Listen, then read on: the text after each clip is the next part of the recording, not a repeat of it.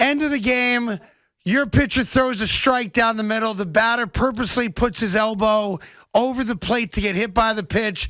The umpire calls it against you guys, blah, blah, blah. You lose. Is it baseball protocol to throw at the guy the next game or no? No. Hopefully you're, getting, hopefully if that's the case, and I haven't seen the play, I didn't see the ending to the game, but, hopefully in that situation, it's a strike and you get that call. No, what you do, I was trying to tell Craig, but he needed you to explain it to him. There was a strike, but they didn't get the call, so I said you drill Conforto. No, you don't. What Aaron does, and I've seen you do it well, is you go out there and you rip Ron Culpa a new one. That's what you do. And then, you're upset about it, but you don't go drill the hitter who happened to get hit by a pitch. Right, no. Well, I grew up in the 70s. That's frowned upon. I throw right at him the next game because it's poor sportsmanship. Aaron, let's get down to brass tacks. Is Aaron Judge hurt? What's going on?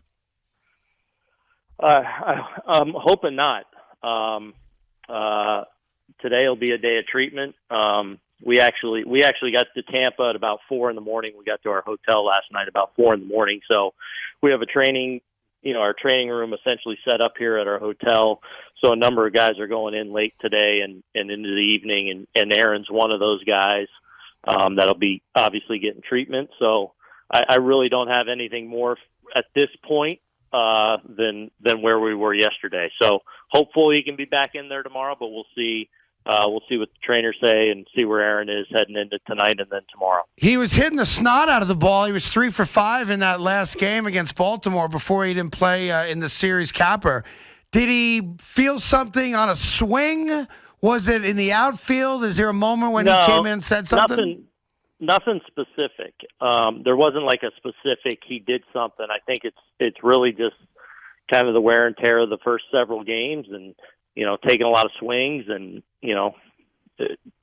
being out there a lot. And I think it's just something that, has kind of come on for him. So again, I don't want to get too far down the road on it. I want to see where he's at tonight and tomorrow morning, and we'll see where we are, and hopefully we get him back in the lineup. Are you concerned it has anything to do with the oblique?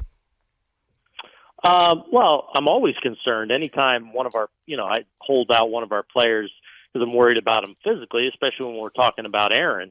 Obviously one of the best players in the sport. So, I'm hopeful that it's not a big deal. And, obviously he was playing very well up to the point of holding them out yesterday. So we'll just see where we're at going into tomorrow. So last thing on Judge, because there's other stuff to get to.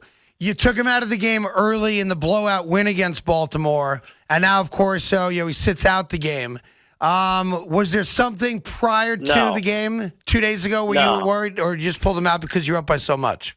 Yeah, I pulled him out after 7. I took Glaber out in the ninth. I'll do that typically throughout the year when we have some score leverage, and it's kind of a way if I can steal a few innings here for our guys that are out there, obviously a lot. I'll try to do that from time to time. Well, I know it drives fans nuts, and sometimes it drives me nuts depending on the player, but I totally get now sitting Giancarlo Stanton and Aaron Judge basically once or twice a week. I mean, even when Giancarlo sat on Sunday, I'm sure you're not checking out Yankee Twitter to see people's reactions, but there's what's going on? It's the third game of the year.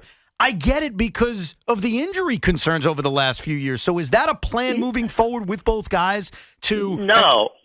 Yeah. I wouldn't say going forward. I would say more in the month of April, and really trying to be cautious a little bit with all our guys in the first month where obviously it's a little cooler.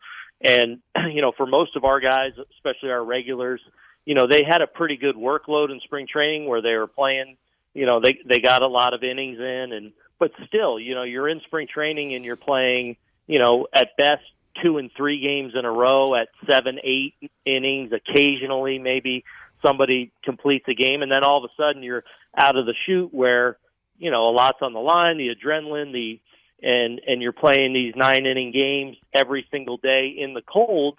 I think it's just important that, the build-up, it's the same way with pitchers. As you continue to kind of build them up in the early days, it's why you have, a couple more off days typically in the month of April, all trying to just build these guys up to a point to when then we get into May and June where they're more. Then it's more. They may roll out there 8, 9, 10 in a row. You're still going to have their off days here and there, but I would say it's more of an April thing for me. Talking to Aaron Boone as we do every week here on the Fan, Carton and Roberts. Let's go to Gary Sanchez. Did you speak to him after the game about kind of lollygagging to first base on the ball that's not caught in left? Were you disappointed that he didn't run full out there? And what's your take on it now? 12 hours later. Right. I spoke during the game and after the game with him about it. Yes. The one to left obviously doesn't look good, but it was more the one where he almost got forced at second, where he just took for granted that he was going to get to second. The one to left, look, we should always be running and going, but there's a ton of guys, myself probably even included at times, you hit that ball and you crushed it and it's probably getting caught by the left fielder, and you're almost like body language. You're trying to body language it away from him. And I think he just shut it down when he thought he caught it and didn't realize it got away. I think the coincidental thing about it is if he doesn't slow down, he's probably out going to second because he's running for a double. So, look, you got to run, no question about it. Don't take things for granted, and it's a good lesson. But for me, it was more about the first one. Right. I agree with you, by the way. Making sure you're getting I think, and listen, it's a bad look, and it's fans hate it, especially when they're always ready to get on a guy, and he's right now in that spot. I think if he tries to make it a double, because the left fielder threw a dot to second base. Yeah, after misjudging him. I think he's out by 5 feet. Yeah, I do. Right. And Tauchman scores anyway. But it was a bad look for a guy that, the fan base can't afford bad looks. That's all. Yeah, I hear you. On the previous play, which is when Urshela hit a base hit to right and he was almost thrown out at second base, what was, out of curiosity, what was his response to that, and what was he doing? Because on the base hit, my assumption was Gary's not the fastest guy in the world. Maybe he just got a bad jump. What was the explanation for what happened on that play? So Gio smoked it. He hit it hard to right, basically like a 1-2 hopper right at the right fielder. So it's one of those plays right away as a runner, and especially a runner with not a lot of speed. You're not going to be able to go first to third there. So you're just getting to second. So I think he just took that a little bit for granted and kind of coasted a little bit into second, kind of put his head down a little bit. So, that's the one where you can't take that for granted. You got to get there and then make the adjustment or be in a position if it skips away to be able to take an extra base. Talking to Aaron Boone, the next guy we're going to bring up. I assume he's probably down on himself right now. How could he not be? And that's Glaber. Where are you with him? And I know you said after the spring you thought that you saw a guy that had bettered himself defensively. Is it a fluke 6 games in, or is it something that's a problem that you're seeing something mechanically or mentally, or how do you walk Yankee fans through his struggles defensively right now? I think the biggest thing for him is to remain aggressive right now on defense, because when you've had a couple of mistakes or especially a high profile miscue, the tendency is to get a little passive and to, make sure you're not making a mistake. And that's the thing we got to guard against. We got to make sure he's playing aggressive and fearless and really lean on all the work that he's done. If you watched all our games and obviously you guys didn't watch all our games in spring, but all the work, like he's in such a better place defensively, and he had such a good spring as far as just movements, range, making the routine play. And now he's had a couple of hiccups here to start the season. And, the one thing I would say is a couple things really going for Glaber, and I've passed this along to him, is one, he's a great player. And two, he has the equipment and the foundation now to be successful out there. And you got to lean on that right now because, defense, different, but similar to hitting, it can be a little bit, mental. You've got to, and defense isn't about, you got to catch them all, or else it's a story. So It's really leaning into his work, really continuing to lean into his routine, and then hopefully as the season goes, he just continues to build that confidence. knowing that he certainly has the equipment to get it done. I always thought Mark Teixeira helped out Derek Jeter late in his career when he came over because he was so damn good defensively. How many errors did he save? And it's not a knock on Jay Bruce because first base, while he's played, it is still not his true position. Is there a thought on what you can do defensively? DJ looks good whenever he's over there at first base, that maybe can help out Glaber and infield defense in general, because when you got a first baseman scooping everything, think about the errors that are saved. So what are your thoughts on that defensively at first base? Yeah, I mean, look, anytime you can have an experienced, really good defender over there at first, obviously that's an asset, and that's a big thing. I would say overall, I feel like Jay has played the position early on very well. Glaber's first error of the season was actually a throwing error where he was in the hole and actually made a good play in the backhand and actually made a good throw. And I think, Jay probably could have made the play for him. And, but last night, that throw where it's kind of that in-between hop, that's kind of a do-or-die play. Right. Even for the most experienced of first basemen. So I feel like overall, early going here, Jay Bruce has handled himself pretty well at first. Well, I think this is related, but you can explain it. The Odor trade that you guys made, I figured when you made the deal, because it took a lot of fans by surprise, like, what are they going to do with Odor? What's the plan for him? I thought was, maybe he plays a lot of second, DJ goes to first base, or is there a different plan maybe you have in mind for Odor? Well, I think we'll see. I mean, first of all, he's got to go still through intake and stuff, so I'm not even sure when he's going to be with us, or where exactly he is at physically. I know he's been, doing baseball activities still every day since he was VFA'd. But I think the biggest thing was we saw a chance to get a very talented player at 27 years of age with a couple of years of control for essentially no money. It didn't cost us anything. It didn't cost us, even we did have to give up a couple prospects, but it wasn't, any of our, real premium prospects or anything like that. So it was a chance on a guy with some real upside, with some defensive versatility, played some third base in spring training that, maybe in the middle of his career, we can unlock some things for him that, help him get back to, really an impact player there for his first couple of years in Texas. So it's just a chance to add depth to our roster. It's a long season. A lot of things can happen. And I think it was a chance to just get a player with some real upside potential and a little bit of versatility as well. Talking to Aaron Boone as we do every week throughout the baseball season. I tell you what, with all the negative stuff out there, there's a lot of positive. Your bullpen has been ridiculously good. And Jameson yesterday in his first start for the New York Yankees, 2 solo home runs. So what? 7 strikeouts, no walks. And I would think you guys got to be giddy over how well he pitched.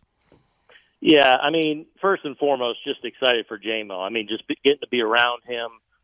He came in with a lot of, great reports about just the quality of the person.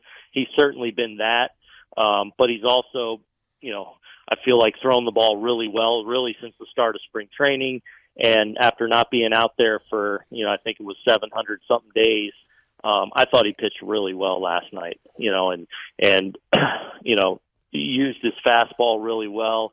That 93, 94 is really playing up now. He's using it up at the top of the zone, and that's helping set up his breaking pitches, which I thought he threw a lot of really good ones last night. So to get out there in his first outing, I think he got up to 74 pitches. We'll continue to build from here. Really excited about where he's at in kind of his return. And yeah, the bullpen's been great. It's good to see them, especially some guys that, we're hopeful of, we're counting on to kind of take the next step in their development, especially with having Zach Britton down right now.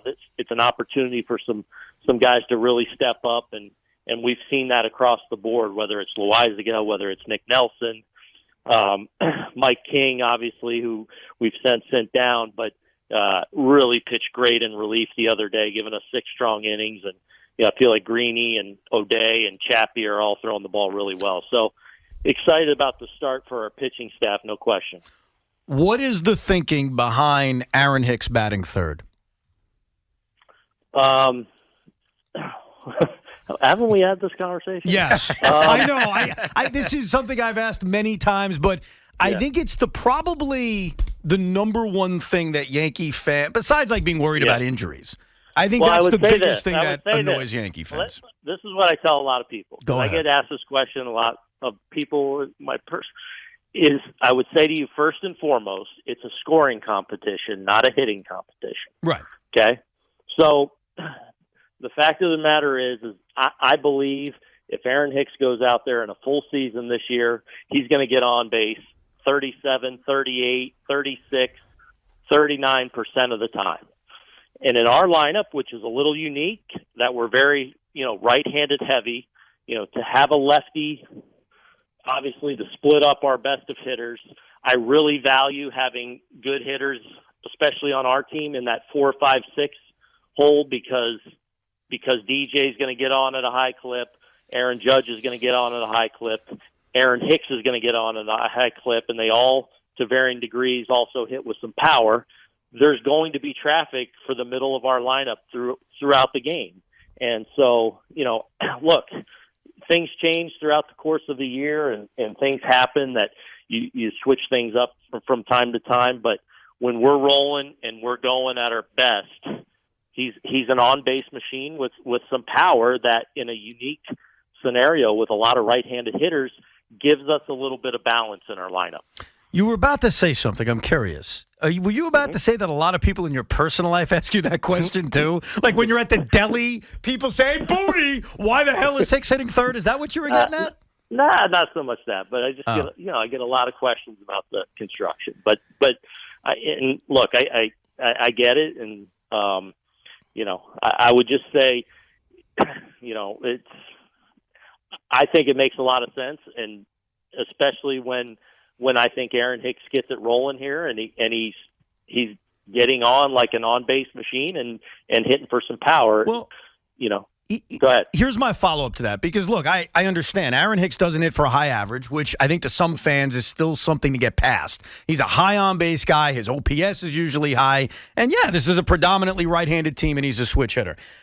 In general, and this isn't just for Aaron Hicks, because Craig asked me this question as a fan, and I kind of went with a month, but I'm curious as a manager, at what point do you start to look at trends and say, you know what, I'm going to drop Aaron Hicks or somebody else, or I'm going to move this guy up? Obviously, it's only been 6 games. I get that. But where's that watermark for you where you say, you know what, this guy's not having a great year. I'm going to make some changes in where guys are hitting? Yeah, I don't know if there is that watermark. I think the season will tell you that, and those things will tell you that. And I'll do some different things probably with Aaron when we're facing some left-handed pitching and we have all our guys in there. That's when I might juggle it up. But usually against righties, I'm going to keep it this way and look forward to Hicksy getting it going for us, in a big way. I did like the aggressiveness of Phil Nevin. Obviously, Tauchman's got wheels. He's not everybody does, though. But I think Yankee fans liked it. I don't think he had a choice either in those two situations. No. But listen, the right fielder does make a perfect throw to the plate. And you don't have the fastest guy running home, but you got to send him there. So I thought Nevin actually did the right thing on both. I really did. Yeah, I think it was a great send with Tauchman and a great job by him of really being airtight in his turns. Wader did a great job of scoring later in the game, and then I think you got to send them in that spot and force them to execute a perfect throw. Obviously, especially with it being 2 outs there, you got to take your shot in that spot. I want you to answer this question as a manager, not baseball analyst or even former player, because I don't know if we have a different opinion, but I have an opinion as a baseball fan, which I think is the majority opinion, which is that this extra inning rule is a disgrace to the sport. Okay, it's just my opinion. I understand why I guess managers may like it. There's a better chance of not using 55 pitchers in a 17-inning game. What do you think of the rule as a manager? As a man? I'm okay with it. And it was one of those rules that initially I was like, what the heck? And I did not, I didn't think I was going to like it at all. I feel like in the regular season, it's a pretty good thing. Obviously it's bitten us now twice in this first week. We've lost 2 games that way, but I think we're prepared for that. We know what to expect, and hopefully over the course of a long season, hopefully, it'll be something that we turn the tables on and will benefit us. But I actually don't mind it, because I do think, it leads to, it can lead to everything from, possibly more injuries to guys having to go to the minor leagues that don't necessarily deserve it because you need to create stuff. So I'm okay with it in the regular season. And both you guys bunted last night too. You don't see that in a regular game. And I would think it's easier to bunt if you're the road team in the top of the 10th than if you're the home team in the bottom down to run. But I thought it was interesting that you had Gardner bunt and played it that way, which I liked. Yeah. I keep telling Evan I'd lay down a bunt. Obviously not if it's Aaron Judge, but I think the bunt comes into play a lot because of that. I actually think the bunt comes more into play with the home team if it's tied. If you hold them, yes, then it opens up the landscape of guys that I would be willing to bunt with. Yes, outside of like Judge and Stanton, but last night it was actually I was debating it.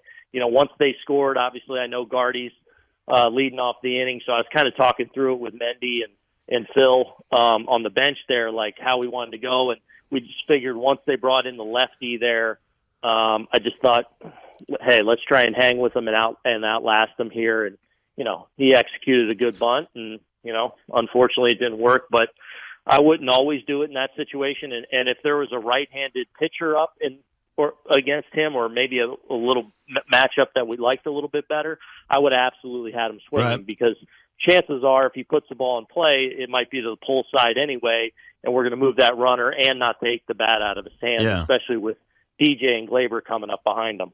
Yeah. DJ coming up makes it. I thought it was the right move, even though it didn't work out. Now, as a fan, admit this to me, Aaron, because every answer you gave was as a manager, and I get it. Injuries, the game going too long, that's fine. As a baseball fan, as a guy you're asking me as a fan. Yeah, because I want both answers. He wants you to role play because it's his wife's birthday tomorrow, and he just wants. I'm good with it in the regular season. Oh, I'm good with it. Even as a baseball fan, you think this circus act is good?